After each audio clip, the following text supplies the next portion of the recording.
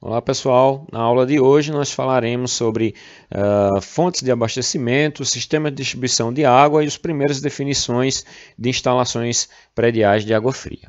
Bom, inicialmente precisamos distinguir as fontes de abastecimento. Ela pode ser do tipo pública, tá? Quando o abastecimento é realizado pela rede de distribuição, no nosso caso aqui a Compesa. Tá? Então, a gente recebe a água pela tubulação da Compesa. Nós temos aqui a figura do registro e medidores. Tá? Ela pode abastecer diretamente a um reservatório inferior ou até mesmo um reservatório superior. A de fonte particular, né, normalmente a gente pode ter um poço artesiano, ou uma cisterna, ou até mesmo um poço Amazonas, né, que geralmente representam aí, fontes não tratadas. Bom, em relação ao sistema de distribuição, nós temos o tipo direto, quando a alimentação é feita através da rede de alimentação pública, tá, que não é o nosso caso. Tá? Apenas alguns países têm essa condição, né? De tal forma que todos os pontos são abastecidos de forma direta e pressurizada pela alimentação pública. Bem, ela pode ser feita também a distribuição de forma indireta, tá? Então adota-se reservatórios, tá? Esses reservatórios eles servem para diminuir aí os problemas referentes à intermitência, tá? Ou irregularidades no abastecimento, tá? E até mesmo, né, para compensar aí as ausências, né, e a variação da pressão da rede pública. Tá? Ela pode ser feita basicamente de três formas: sem bombeamento, quando a pressão da rede pública abastece o reservatório superior, tá? E aí normalmente aí com alturas inferiores a 9 metros, tá? Com bombeamento, tá? Quando a pressão da rede pública é suficiente para alimentar o reservatório superior, e aí usa-se um reservatório inferior, tá? Com o sistema hidropneumático, tá? Quando usa o equipamento para pressurizar a água a partir de um reservatório inferior. Então, normalmente, esse sistema não é tão comum, tá? Mas é uma das opções. Então, você pode usar aí bombas hidropneumáticas justamente para pressurizar aí, toda a água pelas tubulações até o ponto de utilização. Bem, ainda existe o tipo misto, que é o que a gente vê pela maioria aqui das cidades do Nordeste. Tá? Então, parte da alimentação é feita pela distribuição pública e parte é feita através aí do uso de reservatórios. Então, ele é bastante vantajoso, né? Porque justamente ele pode fazer uso das duas situações. Bom, aqui nós temos um sistema de distribuição, tá? Apenas para a gente começar a entender como é o seu funcionamento. Então, aqui nós temos aqui uma alimentação pública, tá? Que adentra aqui pela nossa residência, tá? Ela pode ser feita de forma direta, tá? Quando abastece algum tipo de ponto de alimentação, tá? E pode ser do tipo mista, quando ela vai e abastece aí um reservatório, né? Seja ele inferior ou superior, tá? Ou ambos, né? E a partir daí todos os outros pontos passam a ser abastecidos aí pelo reservatório. Então, esses sistemas de abastecimento misto, tá, pessoal? É preciso se ter muito cuidado com a interligação, com a interligação física das tubulações, tá? É um sistema que pode realmente trazer um grande transtorno. Isso por quê? O funcionamento misto, o atendimento, tá, do abastecimento, ele é feito a determinados pontos de utilização. Aqui no caso nós temos uma torneira de jardim, tá? Nós temos aqui uma pia de cozinha, tá? E aqui o reservatório. Então perceba que ela passa a ser mista quando ela, a partir do reservatório, ela passa a atender outros pontos de consumo. Então perceba que ela passa a ser muito perigosa se de repente você interligar aqui, digamos, essa tubulação aqui que é atendida pelo reservatório superior, se por acaso você interligar aqui a fonte de abastecimento direta. Então, qualquer tipo de falha de abastecimento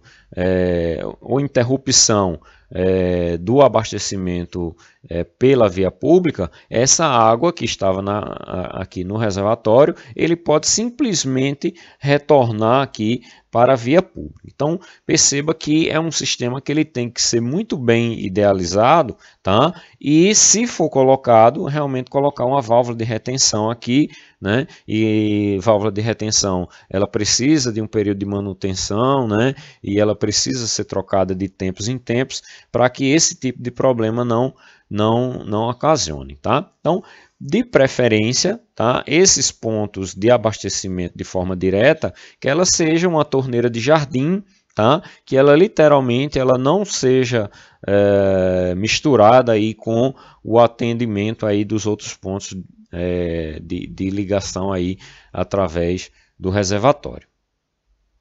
Bem, pessoal, eu trouxe aqui um caso particular de edifícios altos. Tá? Então, devem ser tomadas medidas de precaução para a limitação da pressão disponível, tá? E da velocidade em função de uma série de problemas que podem acarretar essas elevações. Então, pode gerar ruídos excessivos, sobrepressões provenientes de golpe de ariete, e depois, um pouco mais para frente, a gente vai explicar direitinho o que é o golpe de ariete, tá? Manutenções, tá? E limite de pressão superiores a que as tubulações podem absorver, tá? E também das pressões relacionadas aí no ponto de consumo. Essas pressões, tá? Elas, segundo a norma, a NBR 5626, tá? Que trata sobre instalações prediais de água fria, tá? Ela diz que a pressão máxima estática admitida, tá? Ela não deve ultrapassar a 40 metros de coluna d'água, tá? E aí se enquadra exatamente nessa condicionante aí de edifícios, né, altos, ou seja, edifícios com mais de 13 pavimentos, né, considerando aí, né, o pé direito acima de 3 metros. Então devem ser tomadas algumas medidas, tá, para controle dessas pressões, para que elas fiquem dentro desse patamar normativo. Essas precauções elas podem ser tomadas de diversas formas, tá? Então nós temos aqui 3 situações, tá? Então, a princípio, você pode utilizar uso de reservatórios intermediários, tá? Ou seja, o reservatório superior ele é utilizado para atendimento de determinados pavimentos, tá? E no máximo 13, né? E outro reservatório intermediário para fazer o abastecimento dos outros pavimentos. E nós podemos fazer uso de um conjunto de válvulas para reduzir a pressão. Então ela pode ser feita de duas formas. Então nós teríamos aí um conjunto de tubulações que abasteceriam aí até 13 pavimentos, tá?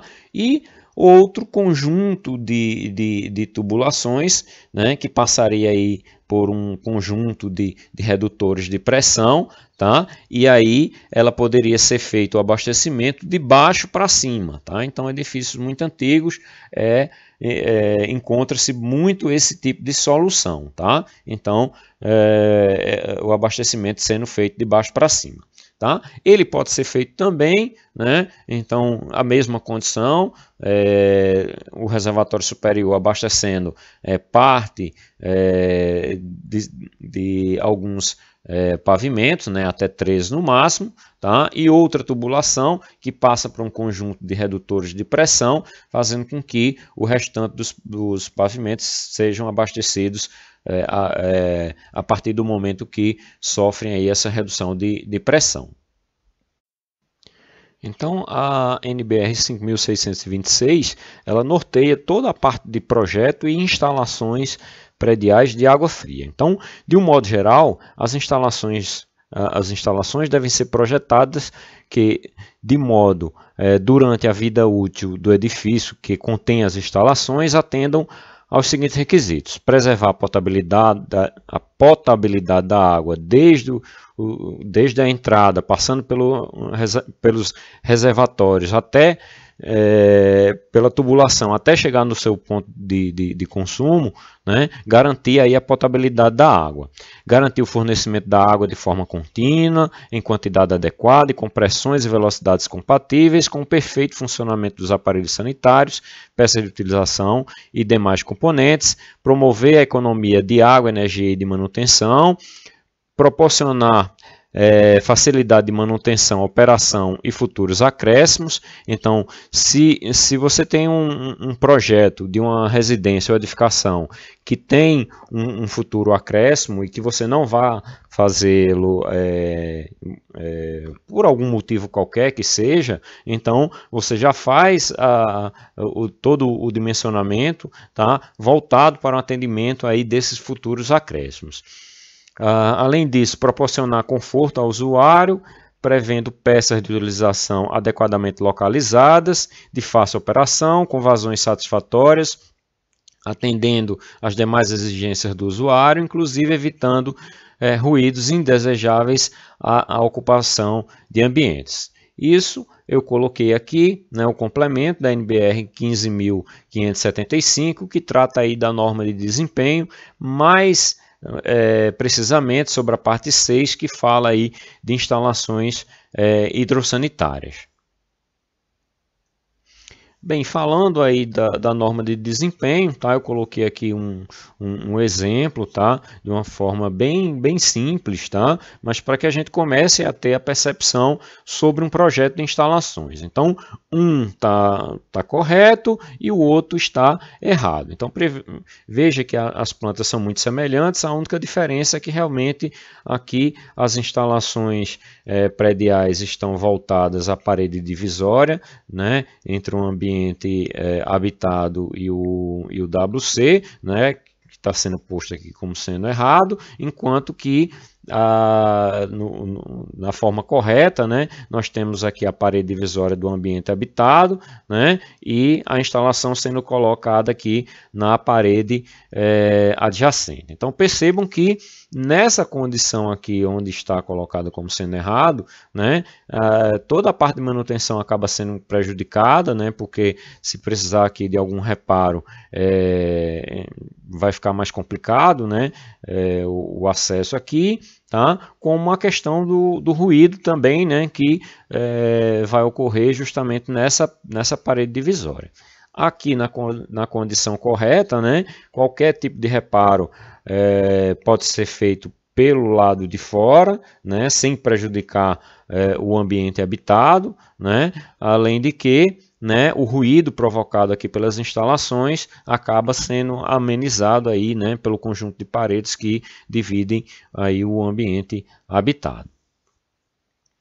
Bem, em referência aí ao padrão de potabilidade da água, tá, eu trouxe aí os parâmetros que norteiam aí, né, as características da potabilidade. Então, a água tem que ser incolor, inodora, insípida, turbidez máxima de 5 mg por litro de dióxido de silício, tá?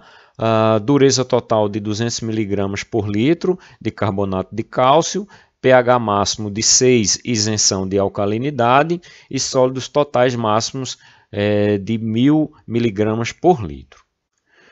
Então, a perda de potabilidade da água ela pode ocorrer por diversos motivos. Ela pode haver contaminação da rede quando há necessidade de reparos, por falha nas juntas dos tubos enterrados, né, por algum motivo, tá, por falta de cola, ou por utilizar um tubo amassado, né, e aí a água aí, presente aí no lençol freático, tá, pode adentrar aí, né, pela tubulação quando ocorrer pressão negativa.